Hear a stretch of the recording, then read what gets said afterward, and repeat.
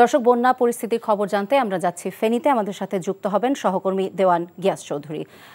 গিয়াস, প্রথমত জানাবেন বানের পানি নামতে শুরু করেছে কিনা এবং উদ্ধার কাজ এবং ত্রাণ তৎপরতা নিয়ে আপনার কাছে কি তথ্য আছে?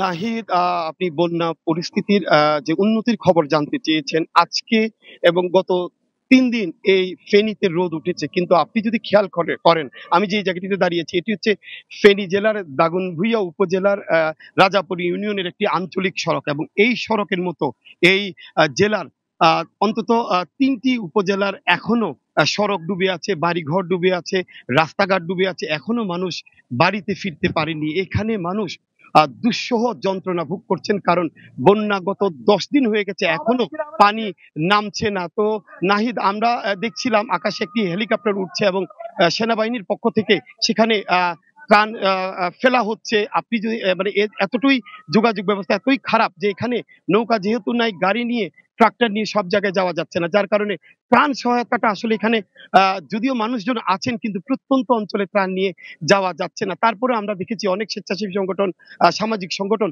ত্রাণ সহায়তা করছেন, কিন্তু এই এলাকার মানুষের অভিযোগ হচ্ছে যে যে জায়গায় দুর্গম, যে জায়গার প্রত্যন্ত এলাকাতে ত্রাণ নেওয়া যাচ্ছে না। তাই আমরা দেখছিলাম যে সকাল থেকে যে সেনাবাহিনীর যে হেলিকপ্টার সেখান থেকে ত্রাণ ফেলা হচ্ছিল। নাহিদ, আমি আরেকটু বিষয় জানি রাখি যে এখানে আমি মানুষজনের সাথে কথা বলেছি, তারা গত 11 দিন ধরে, এই 10 দিন ধরে পানির সাথে সংগ্রাম করতে করতে আর দুর্ভোগ পোহাতে পোহাতে তারা অনেকটাই ত্যক্ত বিরক্ত হয়ে গেছেন। মানুষজন আর কথা বলতে চাইছেন না, শুধু এই দুর্ভোগ থেকে কবে পরিত্রাণ পাবেন সেটাই এখন দোয়া করছেন। আর এখানে তারা যেটা বলছেন, আগামী 1 মাসও তাদের এই অবস্থা থেকে উত্তরণ পাওয়াটা কঠিন হয়ে যাবে পানি নামার পরেও। তো নাহিদ, এই ছিল আমার কাছে এই ফেনীর বন্যা পরিস্থিতির খবর।